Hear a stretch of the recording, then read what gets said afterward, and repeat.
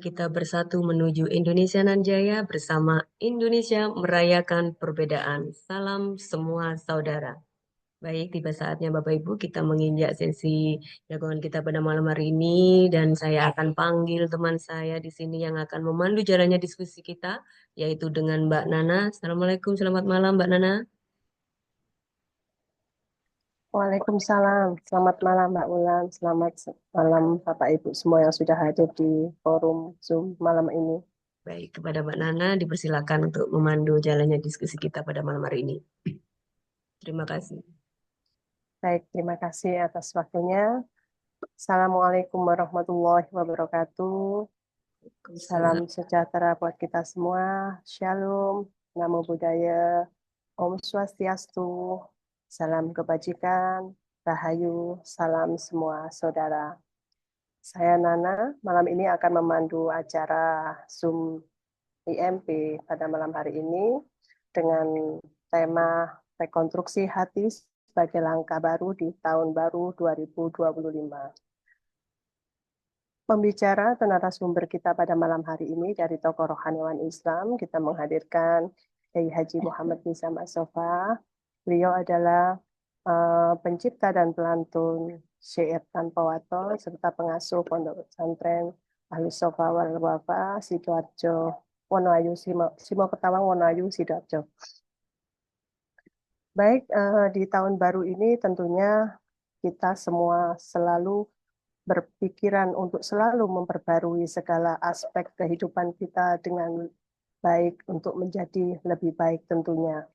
Bagaimana terkait dengan tema kita malam hari ini, rekonstruksi hati sebagai langkah baru di tahun 2025, seperti apa kita harus mengkonstruksi hati kita, dengan langkah yang bagaimana, dengan cara atau metode seperti apa, kita akan dengarkan bersama pemaparan yang akan disampaikan oleh pembicara kita pada malam hari ini.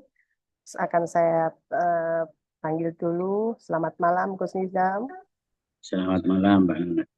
Ya, Alhamdulillah segar sekali dalam nuansa tahun baru. Semoga kita juga selalu bisa terus memperbarui semuanya dengan lebih baik. Baik, untuk menyingkat waktu kita, saya sampaikan waktu untuk menyampaikan sebagaimana tema yang sudah kita siapkan pada malam hari ini. Silakan, Gus Nizam. Terima kasih, Mbak Nana. Assalamualaikum warahmatullahi wabarakatuh.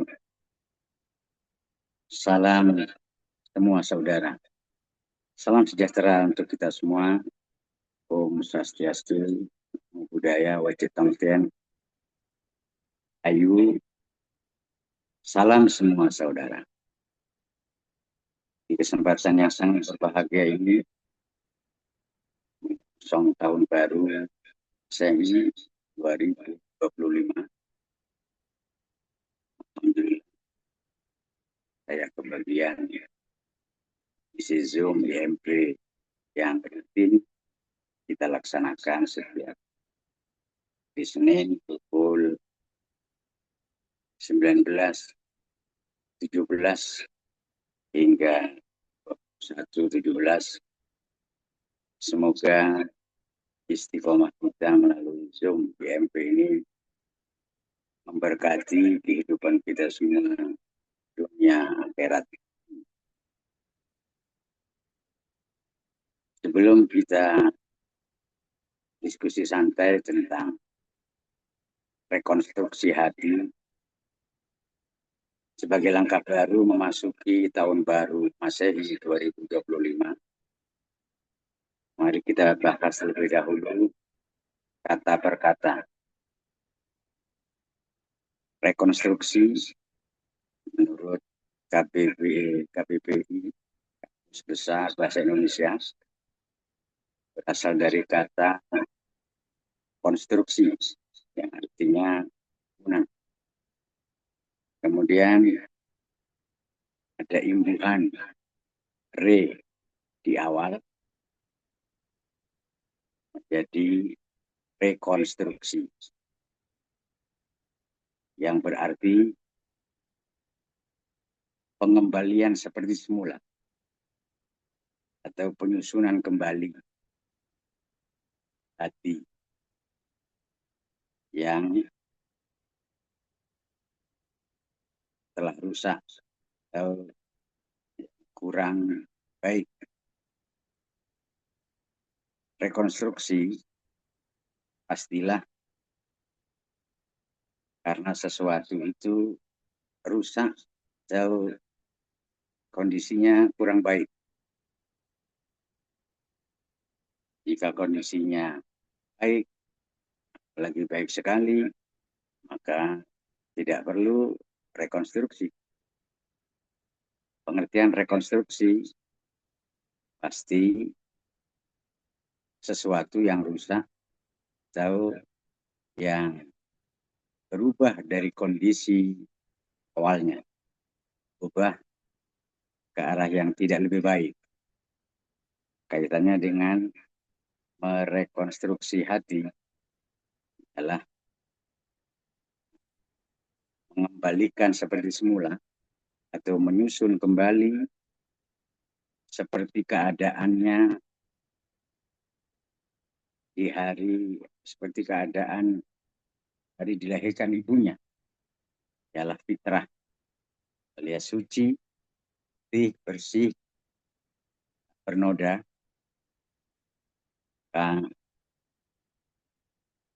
Langkah-langkah harus dilakukan adalah pertama, kita harus menemui diri untuk mengajaknya bertobat dan ma'rifatun nafsi, berusaha mengenali potensi diri dengan mengetahui secara detail kelebihan-kelebihan dan kekurangan-kekurangan diri. Kemudian setelah tahu kekurangan dan kelemahan diri, kita hendaknya memaafkan dan mengajaknya usaha untuk mengikis kekurangan atau kelemahan itu sedikit demi sedikit hingga habis.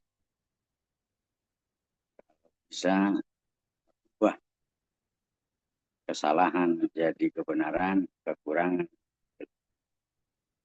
alias menuju insan kamil, manusia paripurna yang didambakan oleh setiap insan dimanapun berada. Namun berproses menuju insan kamil, manusia paripurna yang tiada cacat, tiada celah, tidaklah mudah.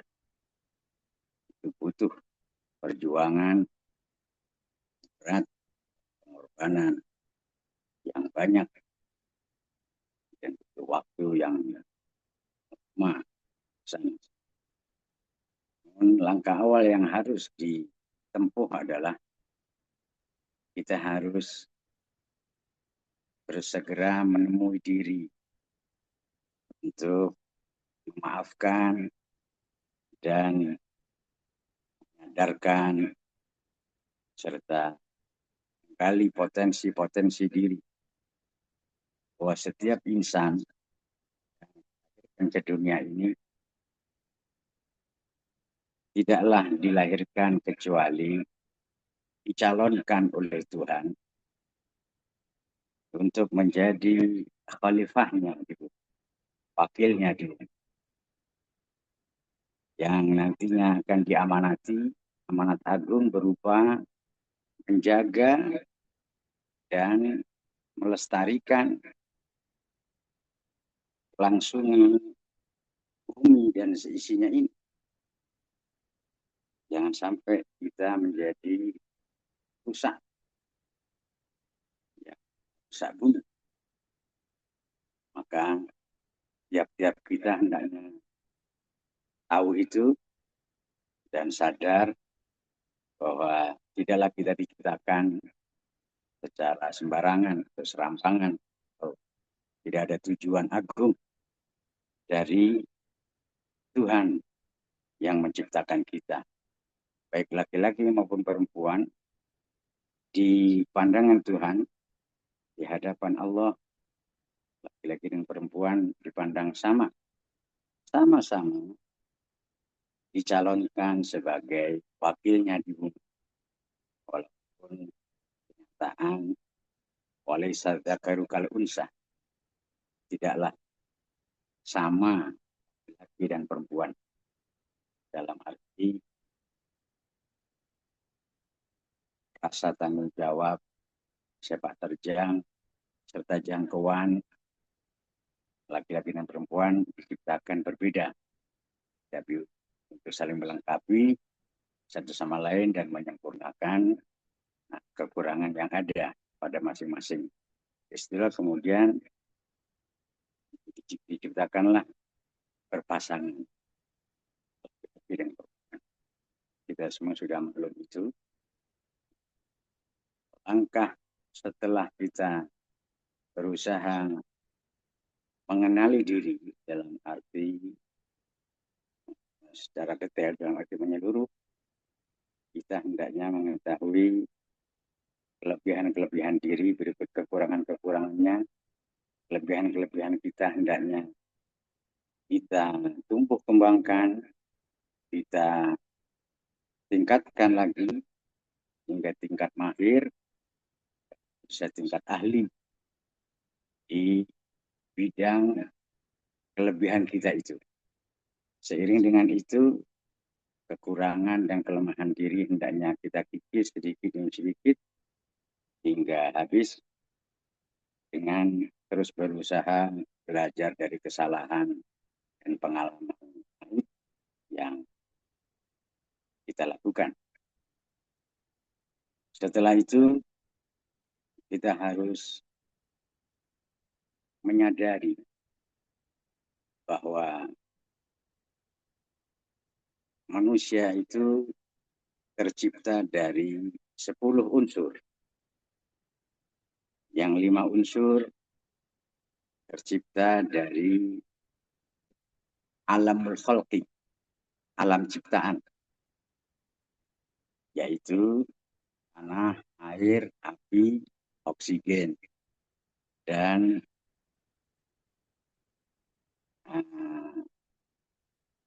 anasir arba'ah. Anasir arba'ah dan latifatun nafs. Latifatun nafs adalah kelembutan dan saripati keempatnya itu yang berpadu secara seimbang dan fungsinya menseimbangkan tubuh jasmani sehingga tubuh menjadi lebih sehat, lebih kuat. Itu karena terus dilatih keseimbangannya melalui 5 unsur asal penciptaan kita itu. 5 lagi, diketahui bahwa dalam tubuh kita ini terdapat pula 5 unsur samawi yang diciptakan, yang diadakan langsung dari alamul amri. Amri adalah alam tanpa proses ciptaan. Alam amri adalah kejadiannya itu di bawah perintah Tuhan. Kun, ayakun. Jadilah, maka terjadi. 5 unsur yang ada dalam tubuh kita yang itu bukan termasuk ciptaan. Itu pertama adalah kalbu, kemudian ruh, kemudian sir, kemudian khafi, kemudian akhfa. Kelimanya ini yang menjadikan hati yang sudah dari sorongnya halus lembut itu menjadi hidup dan sadar. Kemudian tahu maksud dan tujuan Tuhan menciptakan kita.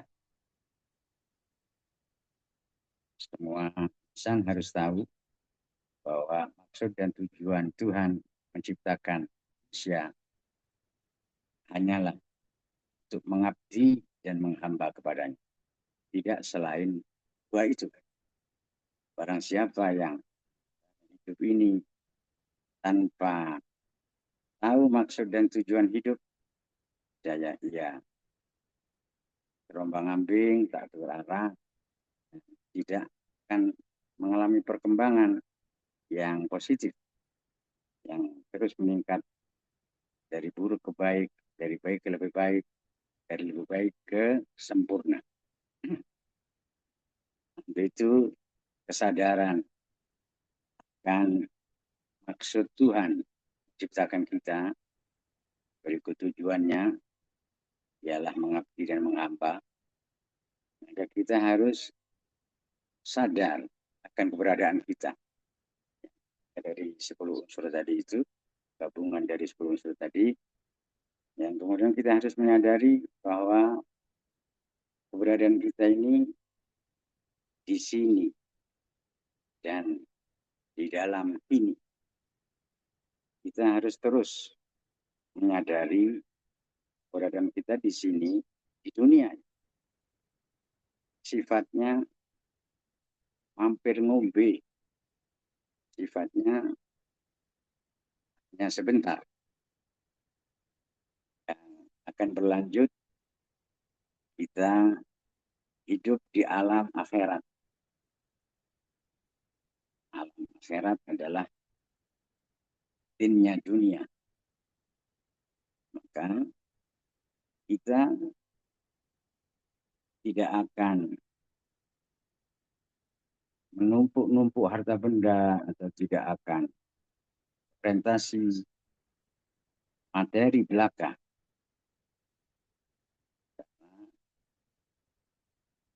Kita tahu dan menyaksikan bahwa semua orang agamanya ya pasti akan mati dan meninggalkan jasa, kan peninggalan-peninggalan yang itu baik buruknya kembali kepada kita masing-masing. Sudah orang tentu ketika kita meninggal nanti, harapan kita tidak ada orang yang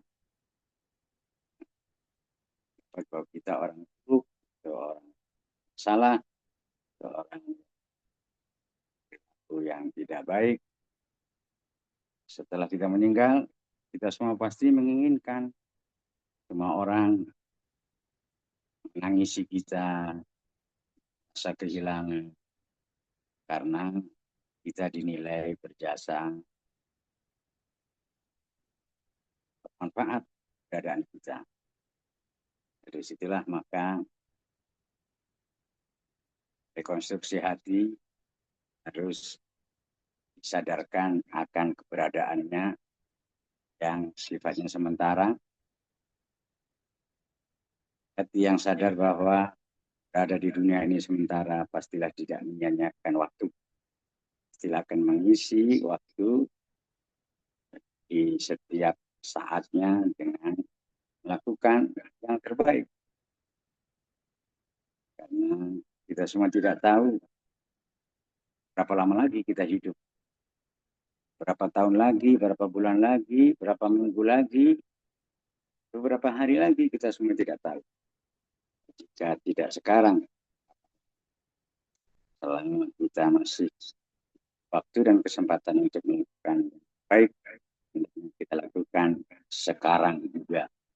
Adalah kesadaran keberadaan di sini dan di dalam ini. Nah, tanpa kesadaran itu kita akan terlena, atau kita akan suka menunda-nunda. Kita tidak tahu, jadi kita masih diberi kesempatan untuk hidup. Itu kesadaran yang harus terus dijaga di hati. Sadar bahwa kita hidup sementara, baik-baiknya dan melakukan yang dan bermanfaat bagi banyak. Kita harus tinggal di dalam waktu kini, atau waktu sekarang. Karena kita semua tahu bahwa bagaimana kita nanti ditentukan oleh sekarang kita. Dan sekarang kita hasil dari kemarin-kemarin kita. Maka jika menginginkan masa depan kita lebih baik, kita harus lakukan hal yang terbaik sekarang juga. Karena tidak akan jadi lebih baik jika kita dilakukan yang lebih baik saat sekarang. Yang hasilnya, buahnya akan kita temui besok. Sekarang kita hasil dari kemarin kita. Besok kita hasil dari sekarang kita. Jika ini kita sepakati, kebenaran saya yakini, pastilah kita akan melakukan hal yang terbaik di masa ini, ke masa sekarang. Dalam Islam, setelah dari itu semua, seseorang pastilah akan taubat dan nasuha. Pastilah akan kembali ke asal. Terus ditata, setelah mengenal diri sendiri, kita harus meyakini bahwa dengan keyakinan inna lillahi wa inna ilaihi raji'un, keyakinan akan bahwa diri kita bukanlah milik kita. Diri kita adalah milik Tuhan, milik Allah. Inna lillahi. Sungguh kita semua ini milik Allah. Wa inna ilaihi raji'un. Dan sungguh kita semua kepada Allah pastilah kembali. Kesadaran akan tidak memiliki apa-apa. Jangankan harta benda, kita, istri kita, diri kita saja bukan milik kita. Yang melekat pada diri kita saja bukan milik kita, apalagi yang di luar kita. Kesadaran ini sangat penting untuk menyelamatkan ego atau rasa kepemilikan terhadap sesuatu. Secara hukum negara, kita tentu harus taat. Tanah yang kita tempati, yang kita bangun rumah, istilahnya semua itu semuanya harus jelas. Ada sertifikat dan sebagainya. Ya, itu kita ikuti secara hukum negara. Namun hukum agama, di hakikat agama, menjadikan bahwa walillahi ma fis samawati wa ma fil ardh wa ma fihim. Bahwa apapun yang ada di langit dan bumi sejatinya, sesungguhnya hanyalah milik Allah Subhanahu wa Ta'ala.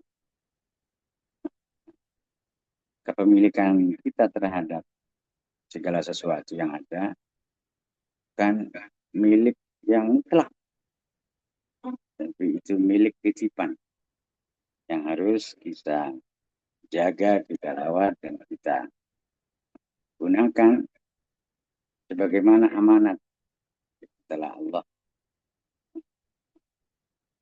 yang telah Allah titipkan kepada kita, yang telah Allah percayakan kepada kita. Ketika kesadaran inna lillahi wa inna ilaihi raji'un hilang dari diri kita, itu keadaan hati kita akan gelap dan kita akan melakukan kezaliman-kezaliman. Jaga kesadaran kita Allah, dan kita pada Allah pasti kembali. Ini harus terus dijaga agar kita bisa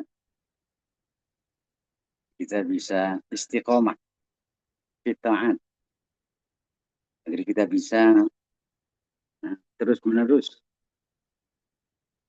menjaga diri berada di jalur kebenaran, ketaatan. Dari waktu ke waktu kita bisa mengisi ketaatan dan manfaat pribadi maupun untuk orang-orang sekitar kita, itu bermanfaat bagi bangsa, negara. Dan di sini Nabi Muhammad mengajarkan kepada kita untuk jaga hati. Jagalah hatimu dan yakinilah bahwa Tuhanmu selalu membersamaimu. Tuhanmu selalu ada di depanmu. Maka sadarlah akan hal itu. Wah, ketika engkau sendiri, sesungguhnya engkau tidak sendiri. Engkau selalu dibersamai atau ditemani dengan Allah Subhanahu wa Ta'ala. Di sini kesadaran ini harus melekat, harus terus dirasakan oleh hati. Sudah bersih dan dipenuhi cahaya iman, hati akan merasakan innallaha ma'ana.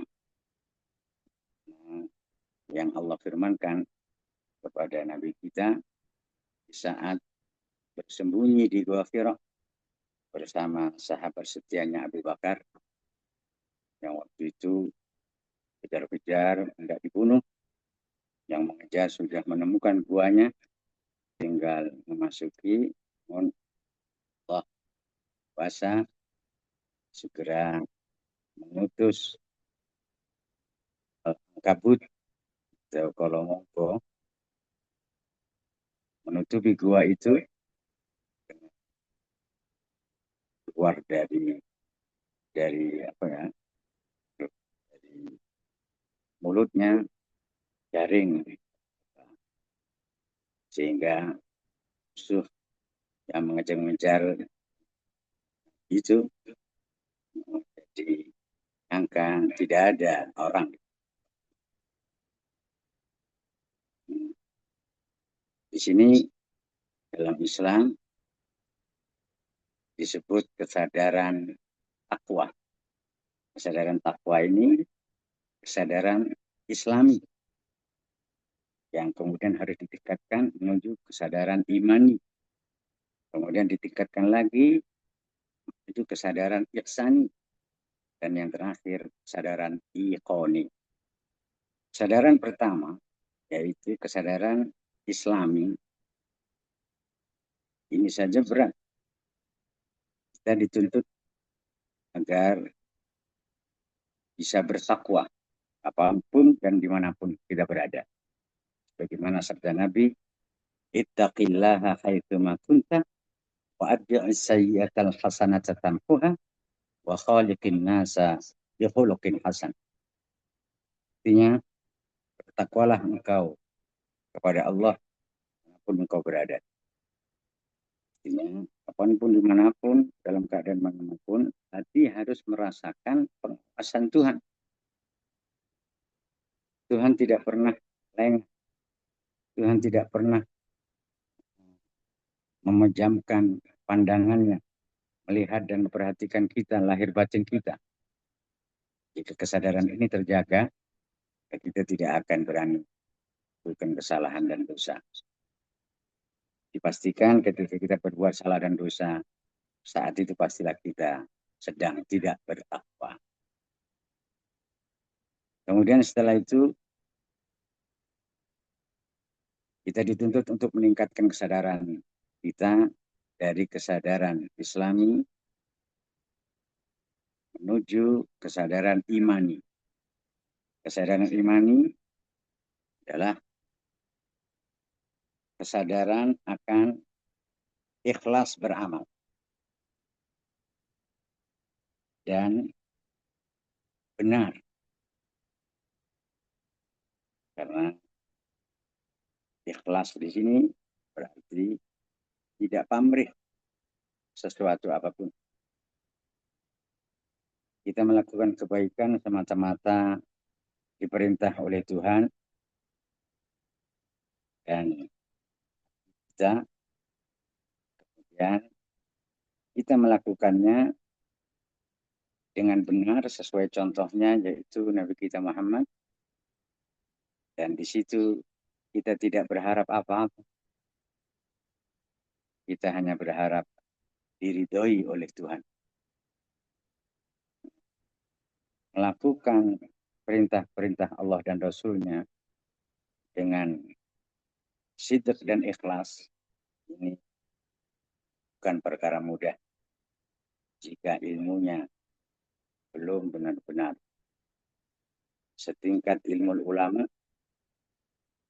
atau kesadarannya belum setingkat kesadaran kekasih-kekasih Allah. Sulit kita untuk bisa ikhlas dan sidq. Sidq di sini sidqul mahabbah, benarnya rasa cinta kita kepada Allah dan Rasul-Nya. Benarnya cinta kita kepada kedua orang tua dan guru kita, selaku orang yang lebih tahu, lebih dulu dan lebih berpengalaman menjalani kehidupan di dunia ini. Ya, tentunya pengalaman-pengalaman kita buktikan isi kita tidak melakukan kesalahan besar seperti yang telah dilakukan kedua kita dan kita yang lebih dulu mengarungi kehidupan di dunia ini. Maka baiknya jika kita dan mentaati kita, sehingga kita tidak perlu mengalami kesalahan dan dosa yang mereka buat sebelumnya. Kemudian setelah kesadaran imani, yaitu melakukan kebaikan dengan tulus, ikhlas, tanpa pamrih, bila arti pengertian sempurna, kita harus fokus menjaga ketenangan batin di keadaan yang bagaimanapun. Hendaknya batin kita bisa tetap tenang. Ini menunjukkan tingkat kedewasaan kita dalam menjalani kehidupan ini. Karena bagi mereka yang masih tingkat anak-anak, yang dicari itu menang. Umum mencari menang. Umumnya orang mencari menang. Itu seperti anak kecil. Kemudian yang telah remaja, ini orang yang berjiwa remaja, yang dicari adalah senang, cari kesenangan. Kesenangan dan kesenangan. Dan saya yang jiwanya telah dewasa, tidaklah dalam hidup ini tidaklah mencari tenang dan senang, tapi mencari tenang dan tenang. Nah, ketenangan yang sesungguhnya hanya terbukti ketika kita berada di keadaan yang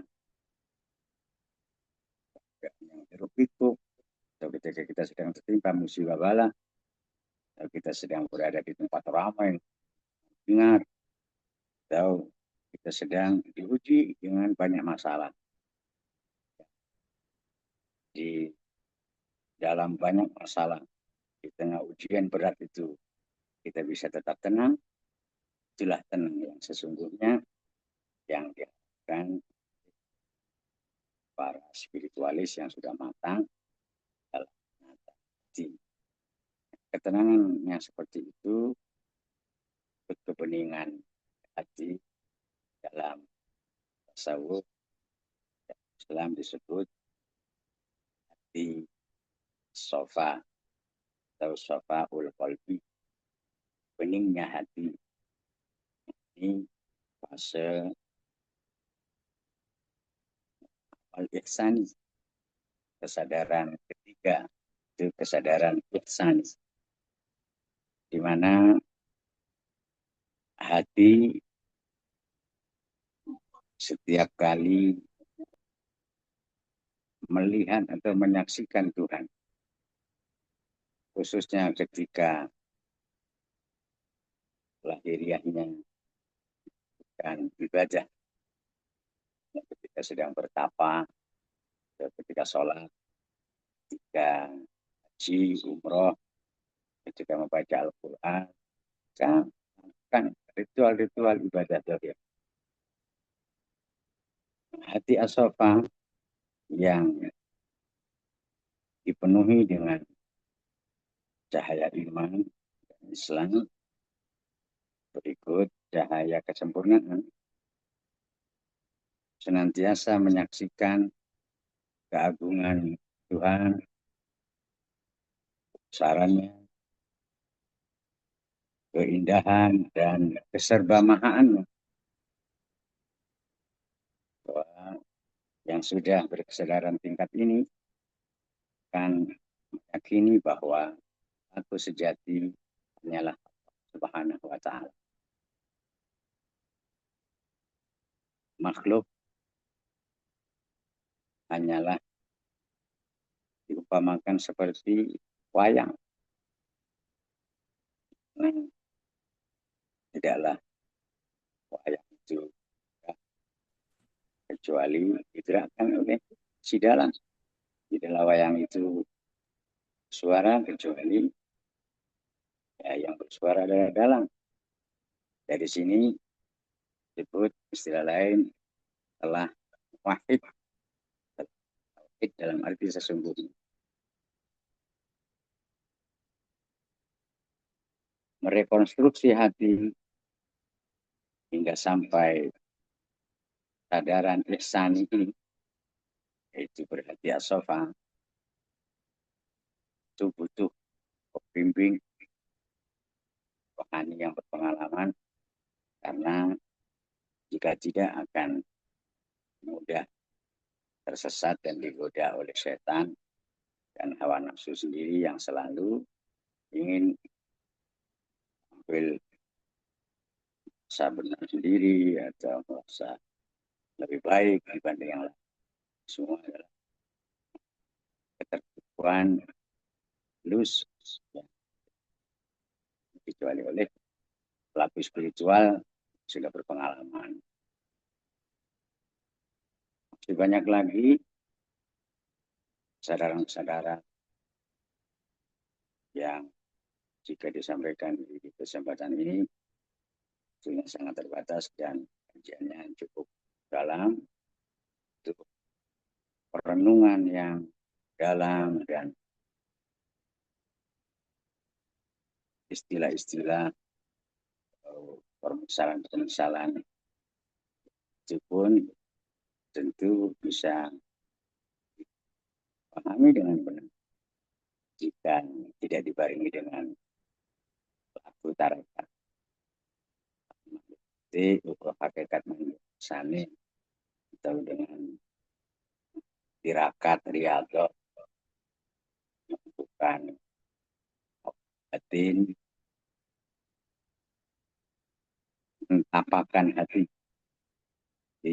yang sudah bening harus ditapakan, bening lagi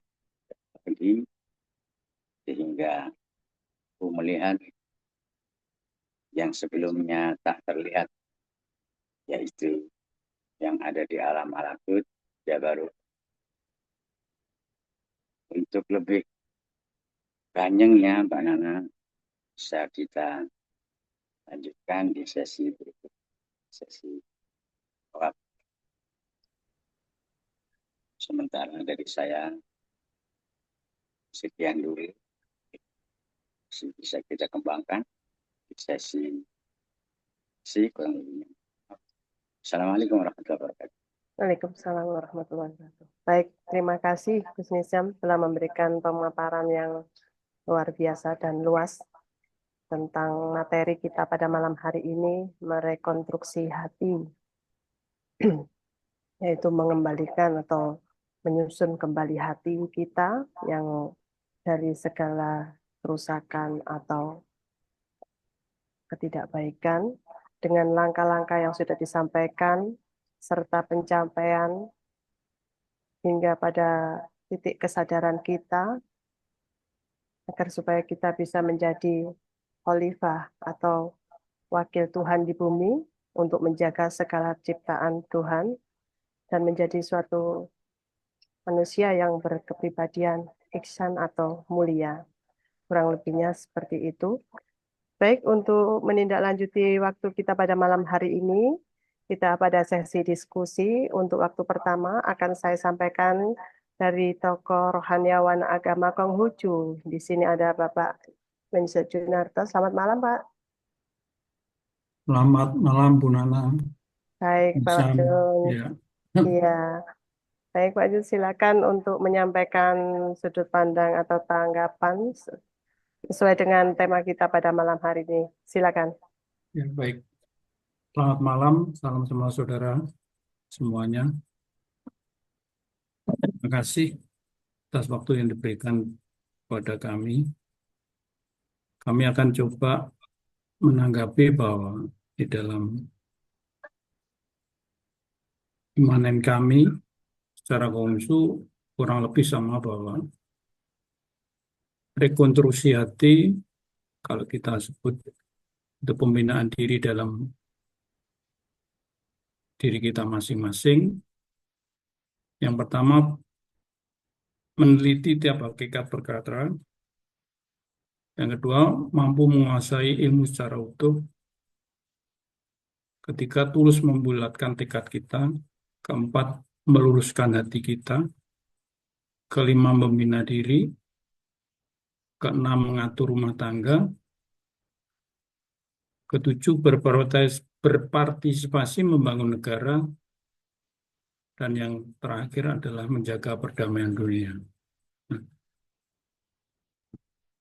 Makna pembinaan diri dalam imanan kami tidak lebih bahwa menjadikan diri kita sendiri itu sentosa dan beriman, juga memberikan sentosa bagi orang lain dan juga bagi semua rakyat.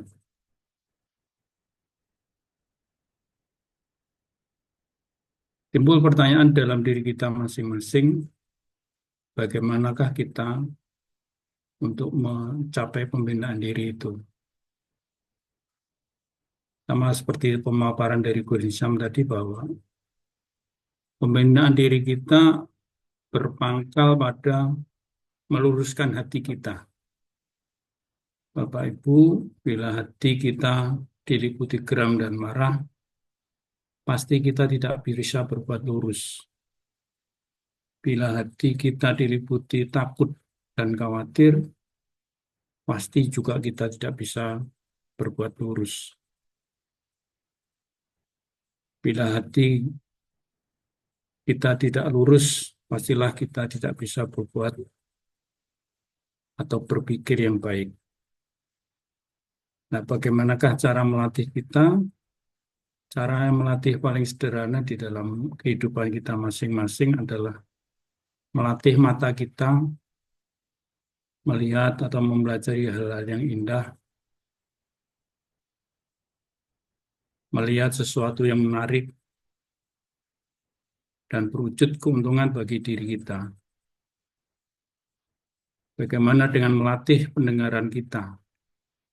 Kita bisa melatih pendengaran kita dengan menerima apa yang kita dengar, diteliti dengan sesuai dengan kebenaran yang ada.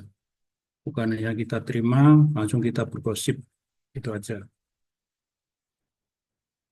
Bagaimana kalau kita melatih paling sederhana dengan mulut kita? Kita bisa berbicara ramah, sopan, sama seperti yang kita lakukan dalam Zoom, IMP malam hari ini, kita bertukar pikiran, mewujudkan perbedaan itu adalah indah. Bagaimana dengan melatih batin dan mental kita? Kita masing-masing umat beragama bisa melakukan kebaktian atau sholat sesuai dengan bimbingan imanen kita masing-masing. Nah, inilah beberapa contoh kecil yang bisa kita latih dalam diri kita dan diharapkan akan menjadi suatu karakter atau kebiasaan sehingga kita menjadi seorang susilawan atau orang yang berbudi luhur. Demikian Mbak Nana tanggapan dari kami. Sekali lagi terima kasih atas pemaparannya. Semoga membuka hati kita semua bahwa hati kita perlu dijaga supaya kita tidak terombang-ambing atau kita larut dalam dunia yang semakin lama saya rasa semakin kurang baik bagi kita kalau iman kita tidak kita jaga. Terima kasih, salam semua saudara. Baik, terima kasih Wenzel Junarto.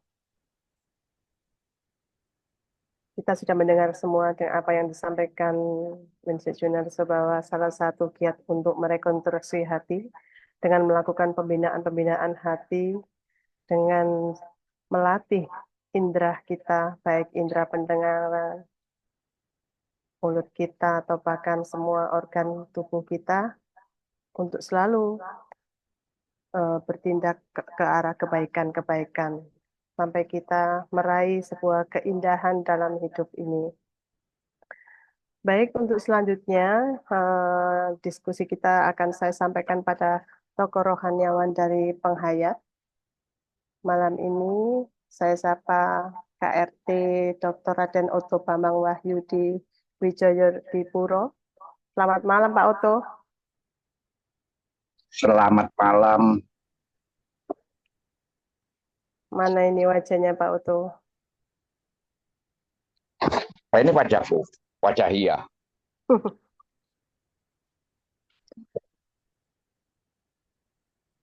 Pak Oto ini jalan on cam, jadi kalau lama tidak ketemu itu kan bisa lupa. Samar-samar gini wajahnya Pak Oto ini.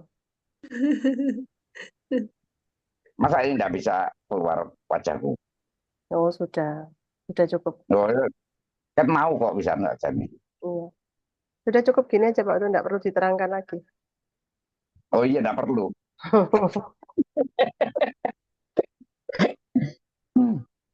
Baik Pak Oto, silakan untuk memberikan tanggapan atau sudut pandang tentang tema pada malam hari ini, merekonstruksi hati sebagai langkah baru di tahun baru 2025. Silakan Pak Oto. Baik, terima kasih.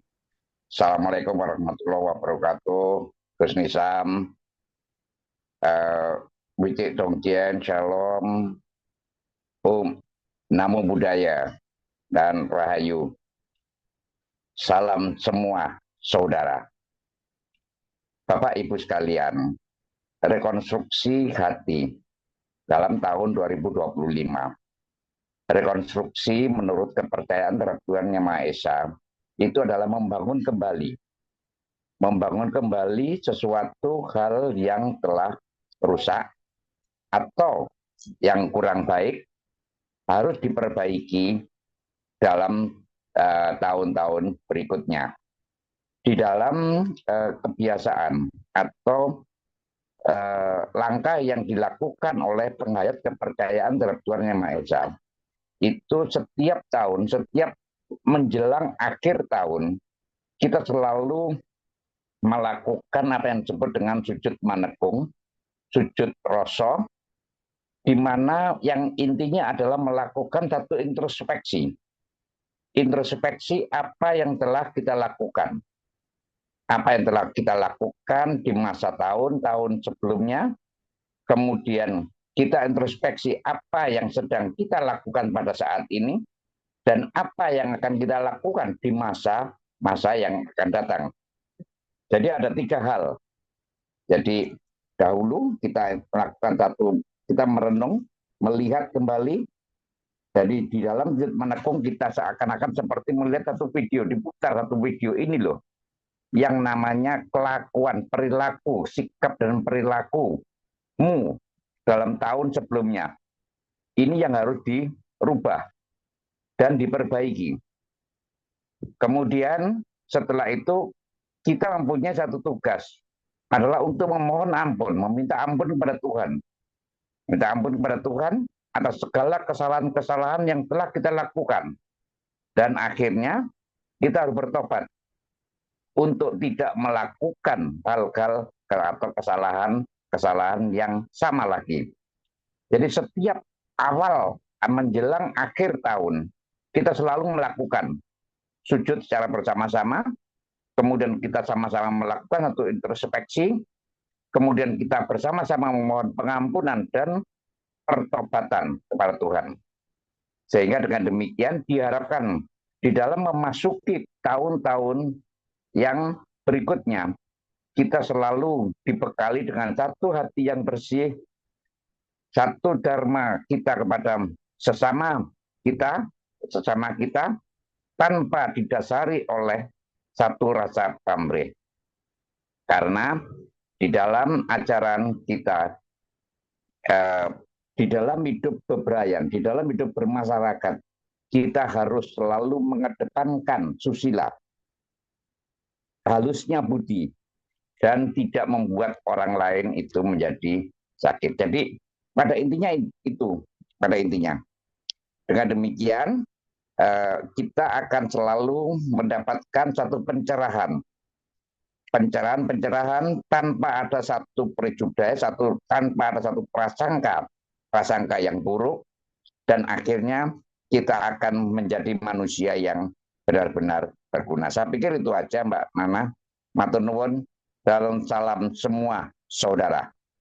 Salam semua saudara. Terima kasih Pak Oto atas tambahan wawasannya dari sudut pandang penghayat bahwa untuk merekonstruksi hati yang dilakukan atau kultur yang sudah dijalankan saudara-saudara kita penghayat dengan selalu melakukan sujud syukur atau sujud rosoh di akhir penghujung tahun untuk menintrospeksi diri selama 1 tahun ke belakang menjadi titik pertaubatan dan memperbaiki diri tentunya untuk menjadi lebih baik lagi. Baik, selanjutnya waktu akan saya berikan kepada tokoh rohaniawan Hindu. Ada Ibu Arinita Sandriana SHM Hum. Selamat malam, Ibu. Malam, Mbak. Ya, sepertinya yang lain sudah dari tokoh-tokoh, terutama dari pemapar ya, Kiai Haji Asofa sudah sangat luar biasa gitu ya. Pada dasarnya tidak jauh berbeda, cuman mungkin ya saya menambahkan di sini kenapa kita harus merekonstruksi hati ya. Tadi seperti tokoh-tokoh lain sudah menyatakan bahwa rekonstruksi itu adalah membangun kembali hati kita, menata kembali hati kita gitu kan. Tadi Pak Asofa bilang kenapa ditata, karena sekarang kok kayaknya mungkin hati udah karu-karuan ya manusia zaman sekarang umumnya gitu kan ya. Ini tidak terlepas dari zaman ya. Kalau dalam agama Hindu zaman itu kita bagi menjadi 4. Ya, yang pertama adalah zaman Kertayuga. Pada saat zaman Kertayuga ini dunia itu masih penuh dengan kedamaian. Manusia itu benar-benar hidup dalam kedamaian. Manusia itu benar-benar fokus pada Tuhan. Kemudian yang kedua zaman Treta Yuga. Ini manusia mulai ada pikiran kotor gitu kan ya. Kemudian pada dua para yuga mulai lebih besar lagi antara yang baik dan yang buruk. Jumlah manusianya lebih banyak lagi ke yang buruknya. Nah, yang zaman Kali Yuga inilah ya betul-betul zaman kegelapan. Ya, di mana manusia ini udah sedikit sekali yang memikirkan tentang Tuhan gitu kan, karena fokus manusia adalah pada materi. Nah, ini mungkin ya harus merekonstruksi hati kita. Ya, kemudian pada zaman Kali Yuga ini manusia ini kan dalam salah satu slokanya dikatakan bahwa wahai orang terpelajar, pada zaman Kali Yuga ini, ya pada zaman Kali, manusia itu umumnya berumur pendek. Ya, kita tahu ya, zaman sekarang ini kan orang mungkin bapak saya 91 tahun. Begitu saya bilang bapak saya 91 tahun, semua orang pada kagum. Wih, kok bisa gitu kan ya? Apa resepnya gitu kan dibanding orang zaman dulu. Kemudian ciri keduanya, orang-orang itu bertengkar terus. Ya, kalau dulu bertengkar mungkin ya sekampung aja yang tahu. Tapi kalau sekarang kan dengan adanya media sosial sedunia maya, ya tak terbatas, borderless dunia tanpa batas, betul-betul ini, gitu kan ya. Dari mana-mana aja kita tahu nih, oh siapa ini lagi berantem sama ini misalnya ya, artis zaman sekarang gitu kita tahu deh, gitu kan ya, siapa yang lagi berantem dan sebagainya. Kemudian yang ketiga, gelisah. Ya, zaman sekarang kan manusia itu betul-betul dipenuhi dengan kegelisahan. Ya tadi, ya kita masih memikirkan Tuhan, kita masih memuja Tuhan. Tapi misalnya memuja Tuhan harus dengan logika zaman sekarang. Ya kalau dalam masyarakat Hindu misalnya, ya Hindu Bali terutama itu dikenal muleketo. Ya, ya udah seperti itu. Kalau orang zaman dulu, kenapa sih sembahyang pakai bunga? Nggak akan tanya.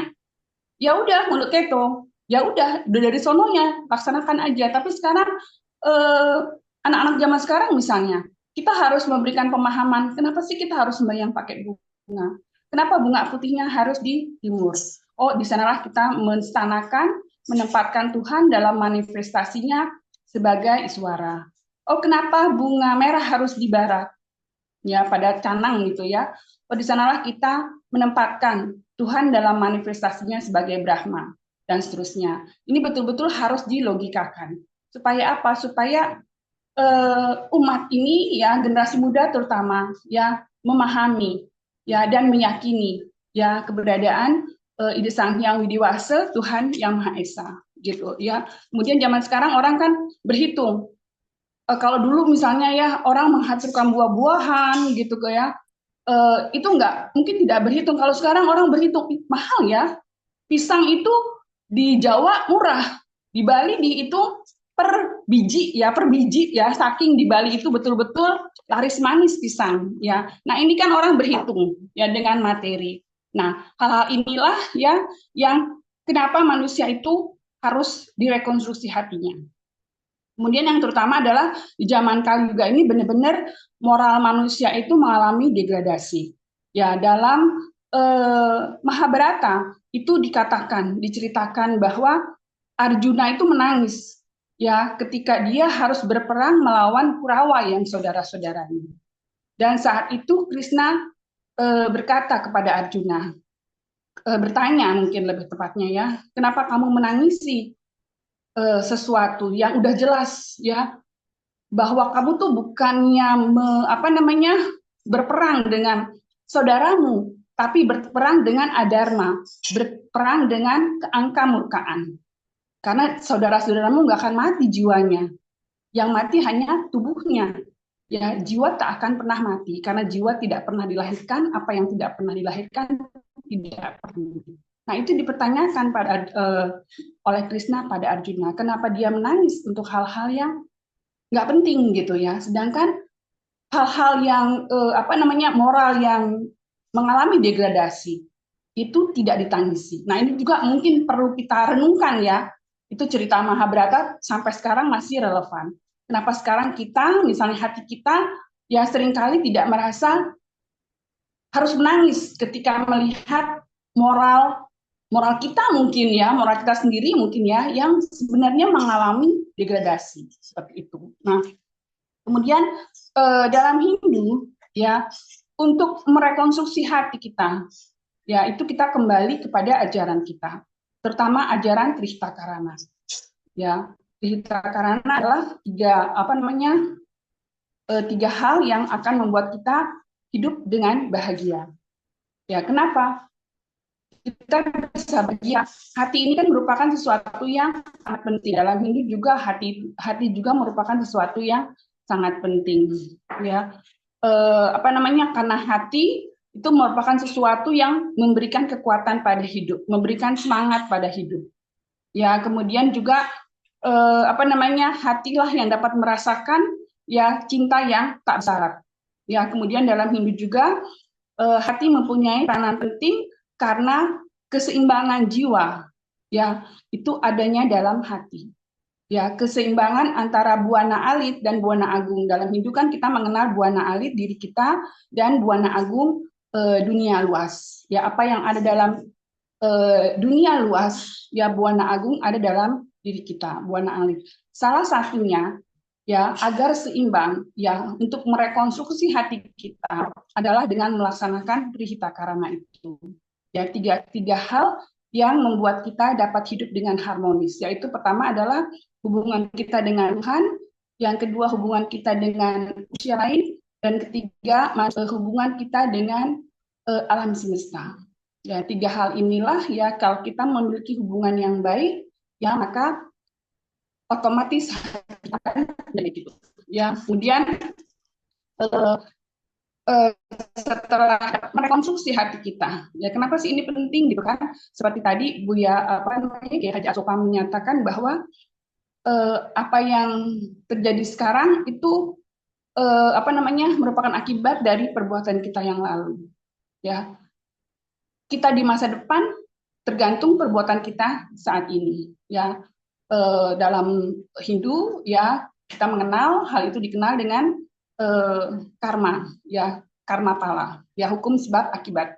Nah, tadi dalam tujuan utama umat Hindu adalah moksatam jagadita yaca iti dharma, ya menyatu dengan Tuhan, gitu, ya. Nah, kita bisa menyatu dengan Tuhan, ya kan? Jika kita bisa betul-betul ya menyelaraskan antara Buana Alit dengan Buana Agung, ya. Tadi ya harus melakukan segala hal yang baik, ada Trikaya Parisuda, berpikir baik, ya berbuat baik, berkata baik, ya dan bertindak baik, selaras antara pikiran, perkataan dan perbuatan. Ini tiga hal yang mudah diucapkan, tapi saya sendiri susah banget ya melaksanakannya. Ini zaman Kaliga gitu ya. Nah, diharapkan nanti ya setelah setelah kita betul-betul bisa merekonstruksi hati. Ya, tadi juga Buya Kiai Haji Asofa menyinggung tentang beningnya hati ya kalau nggak salah ya.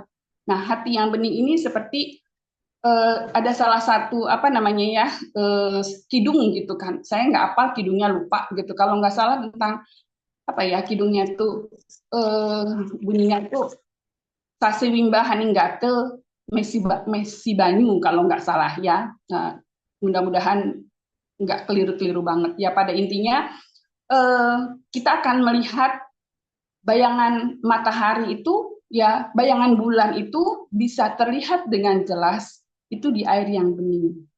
Nah, dengan demikian diharapkan jika hati kita bersih, bening gitu kan ya, maka kita dapat melihat semua kebenaran.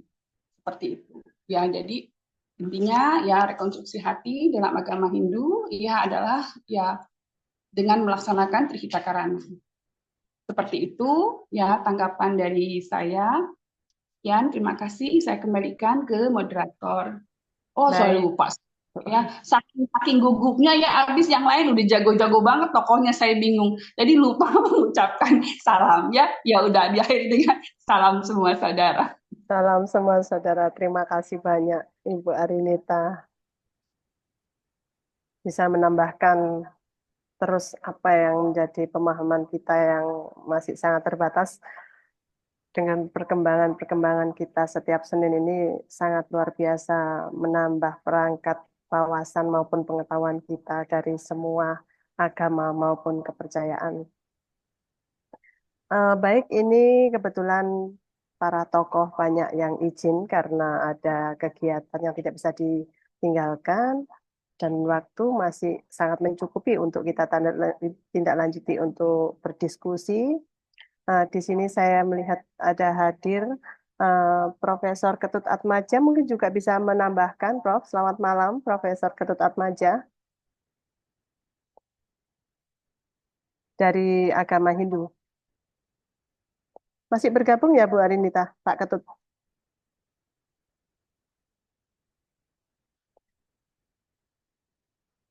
Halo?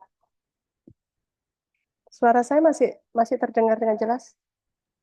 Masih, Mbak. Oh, baik ya. Pak Atmaja masih di forum atau sudah tidak bergabung ya ini?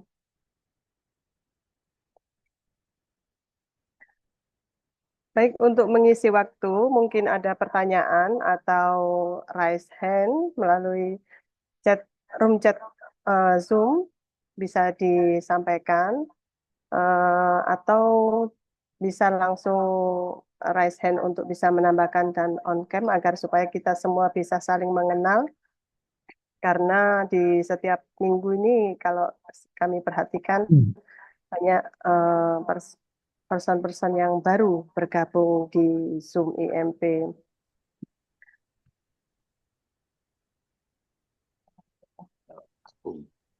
Itu ada pertanyaan di kolom chat. Mbak Nana mungkin bisa saya bantu membacakan. Baik, iya Mbak Ulan, silakan. Ya, ini ada pertanyaan dari Devi RP. Izin bertanya pada narasumber tentang bagaimana cara mensterilkan hati dari sifat hasad, dengki, dan iri yang dapat merusak keikhlasan. Terima kasih. Jawaban singkatnya ya, pikir langsung lu jangan dilalui. Bu moderator, masih dibuka gak pertanyaannya? Masih, silakan.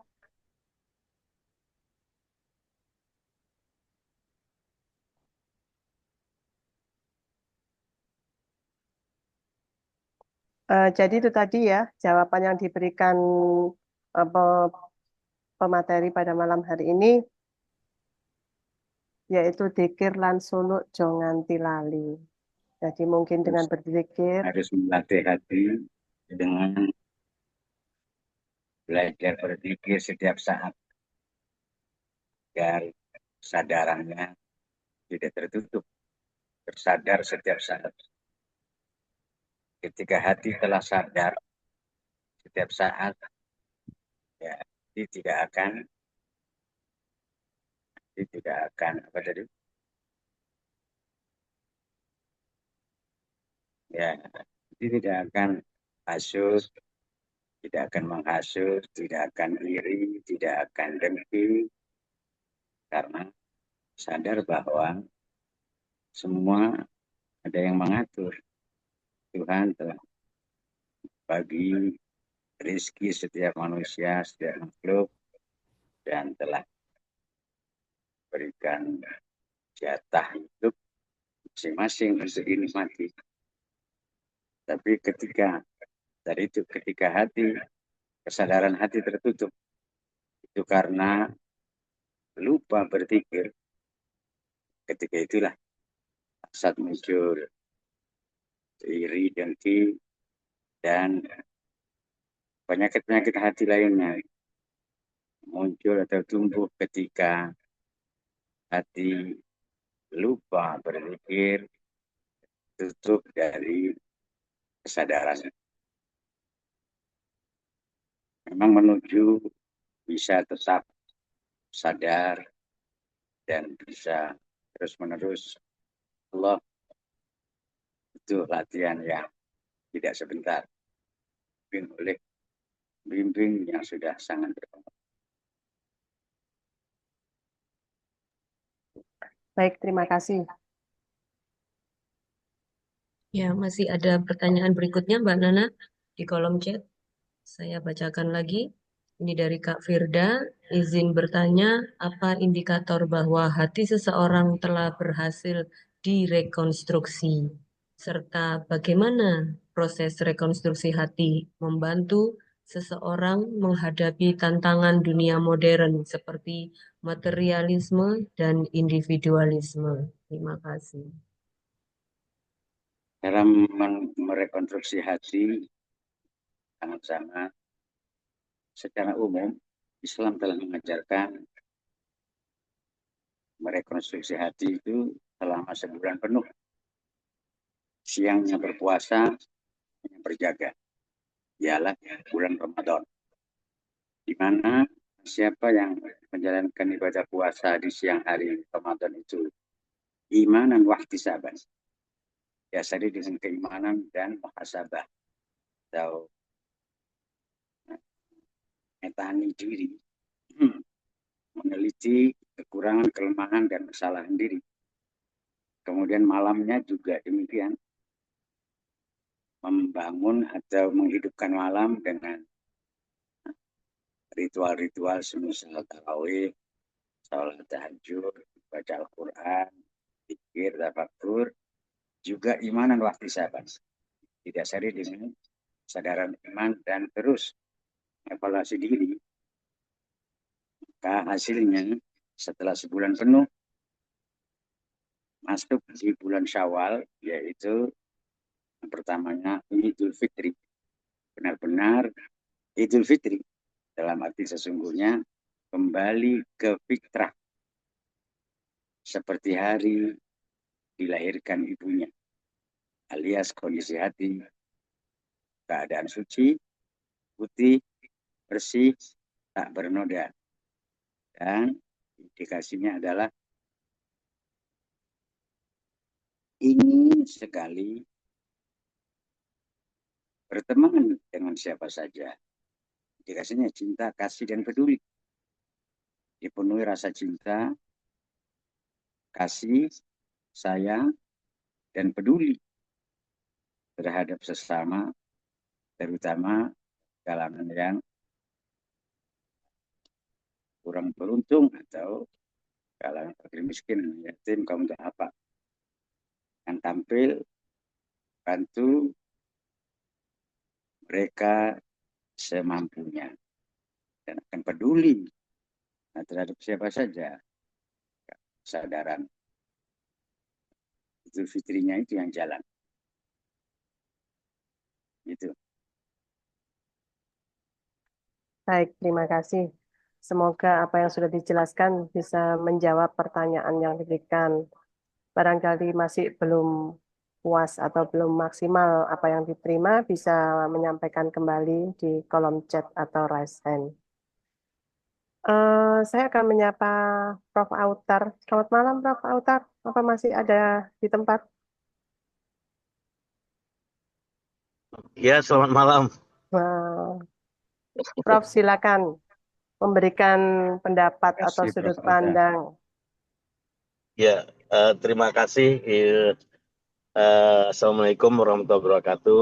Waalaikumsalam warahmatullahi Saya wabarakatuh. punya pengalaman 25 Desember lalu melakukan traveling hati. Saya menyebutnya traveling hati atau perjalanan hati, mendatangi tempat suci, rumah ibadah para wali songo. Itu saya lakukan dan kemudian saya lanjutkan dengan suluk gitu. Nah, bagi saya hati manusia itu adalah pusat spiritual gitu. Ini bagi saya.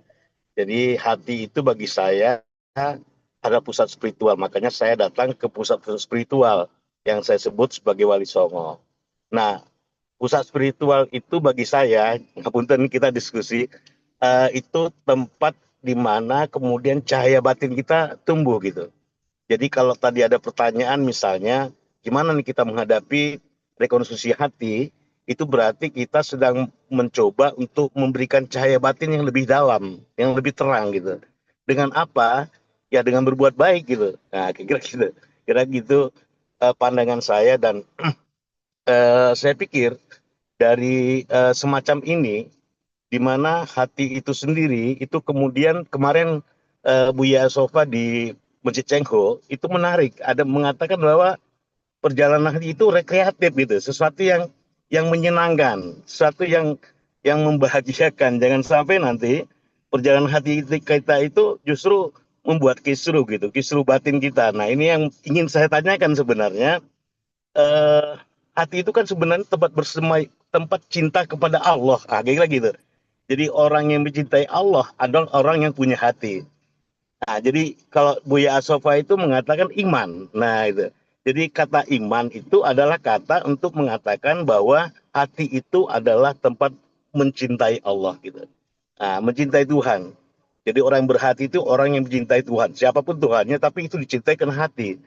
Tidak mungkin dengan logika, pasti dengan hati, dengan iman istilahnya Buya Asofa. Nah, pertanyaan saya, eh, dalam proses rekonstruksi itu, kita kan menghadapi duniawi. Nah, ini tantangan hati itu adalah pergerakan dunia gitu. Nah, ini kalau dunia itu urusan nafsu ya, bukan urusan hati sebenarnya. Tetapi kemudian hati ini berkejaran dengan nafsu. Nah, pertanyaan saya itu sebenarnya bagaimana kita menjaganya gitu, menjaga supaya hati yang mencintai Allah itu, mencintai Tuhan itu, kemudian hati sebagai pusat spiritual bersemayamnya cahaya batin ini berhadapan dengan nafsu, berhadapan dengan keduniawian kita. Nah, ini pertanyaan saya dan terus terang yang sedang saya hadapi sekarang. Jadi traveling hati saya yang kemarin ke Wali Songo itu dalam konteks saya ingin mencari yang hati dan nafsu berperang itu gimana nih saya?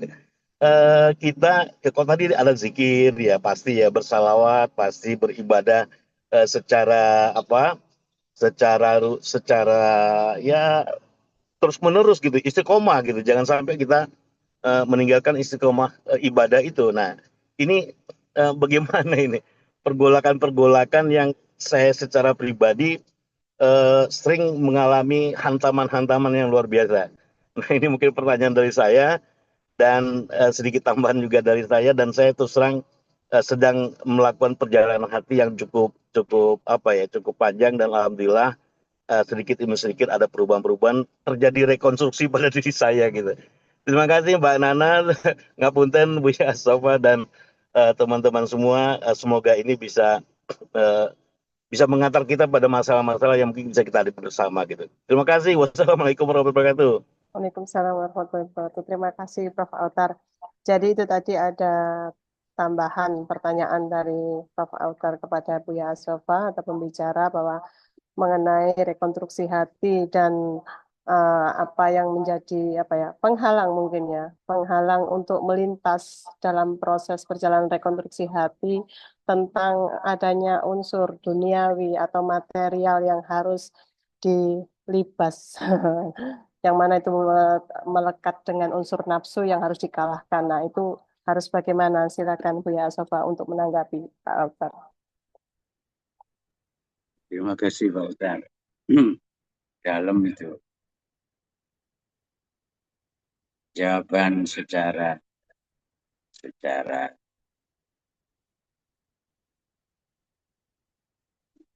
yang dimaksud Pak Ustaz adalah pertama sembahlah Tuhan hingga yakin datang padamu.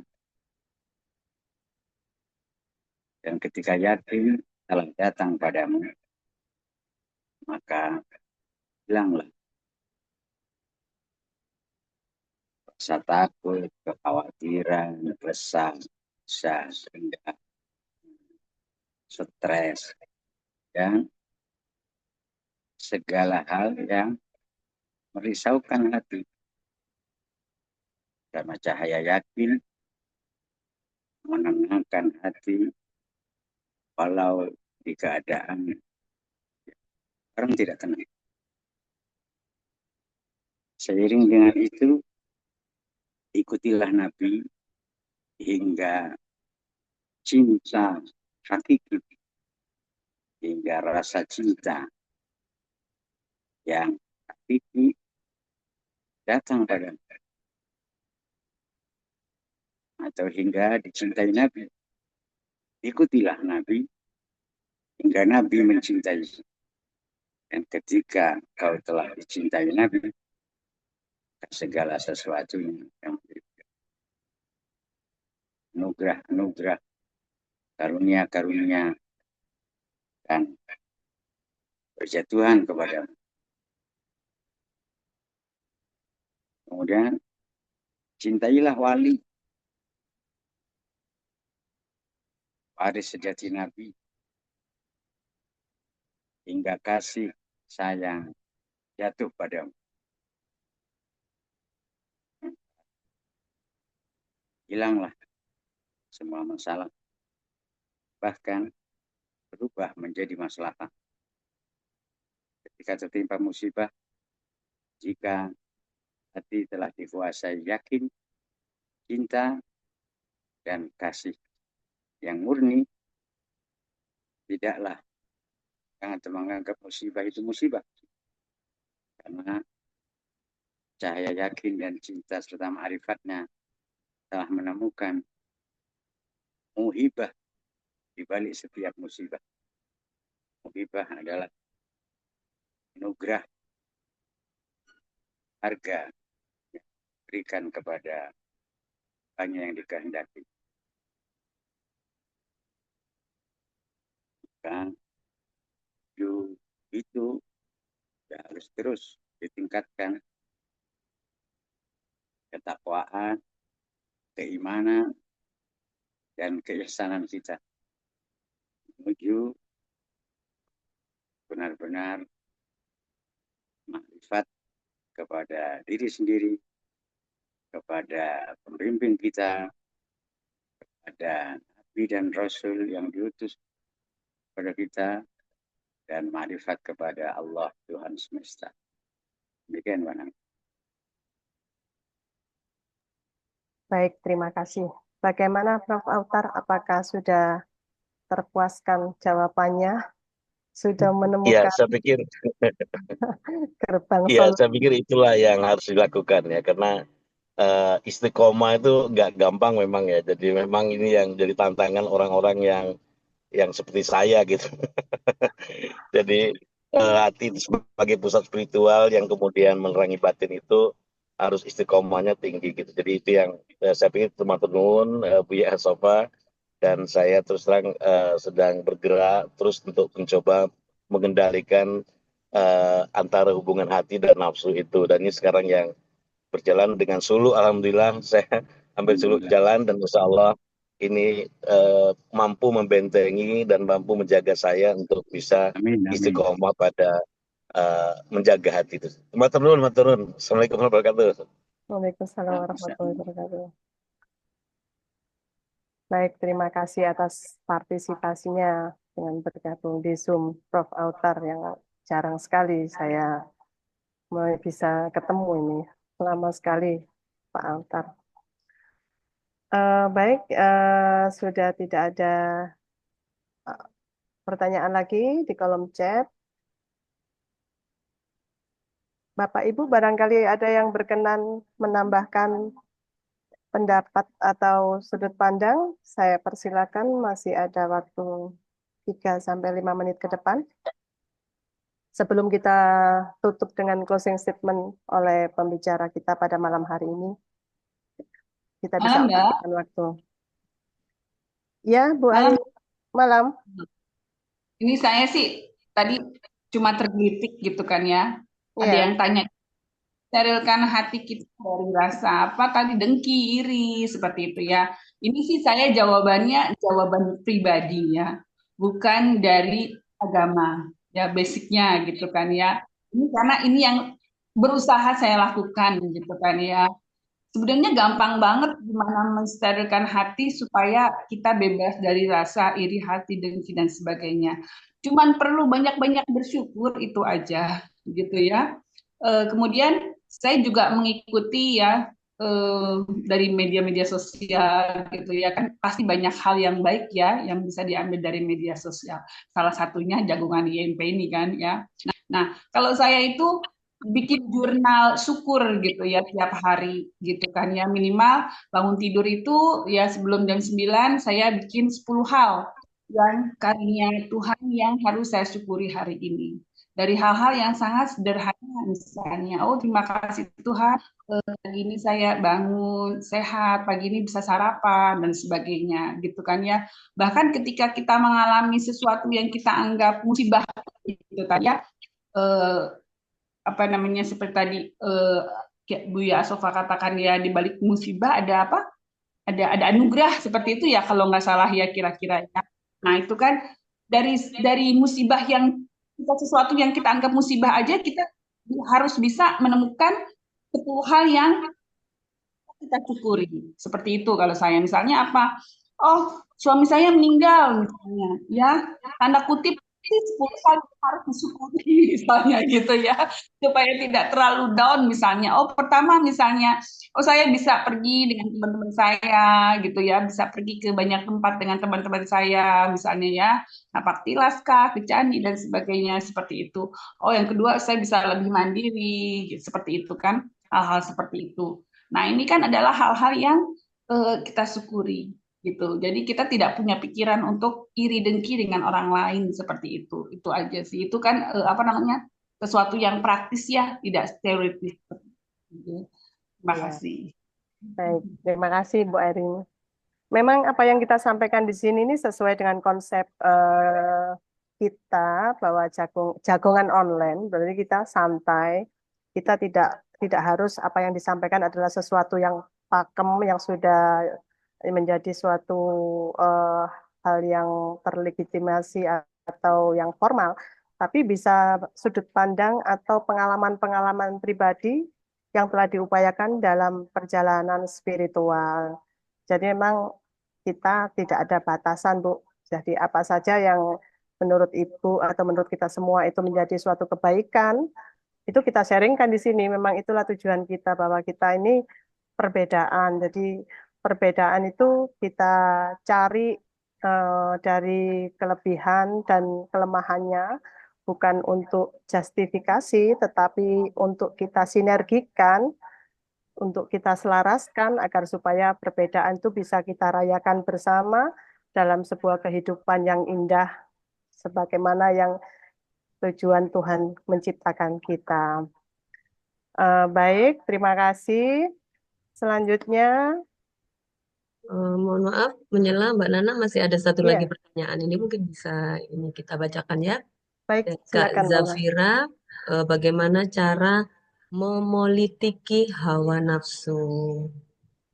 Singkat pertanyaannya.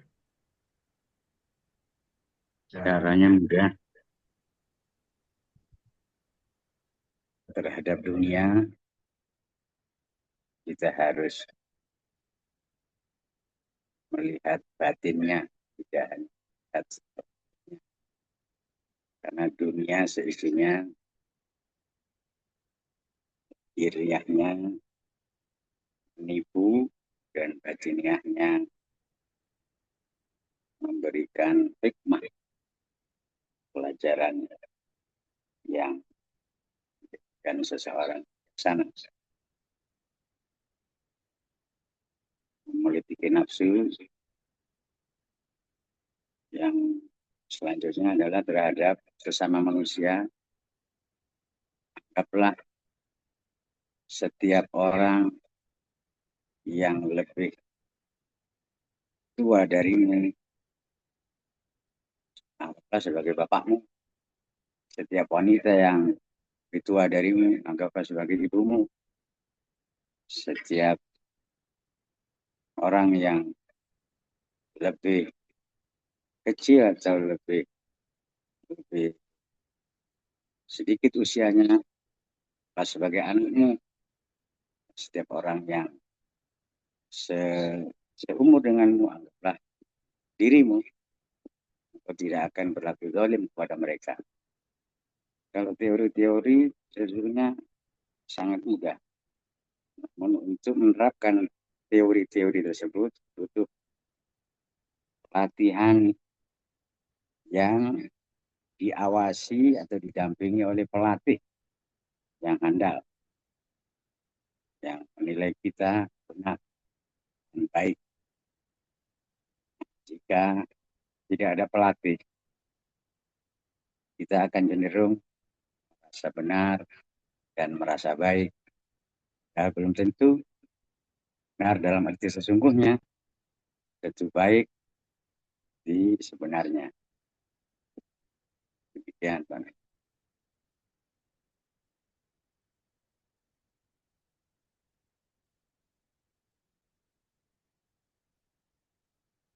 Baik, terima kasih. Mohon maaf, terjeda sebentar laptop saya ngedrop. Saya switch ke handphone. Sebentar.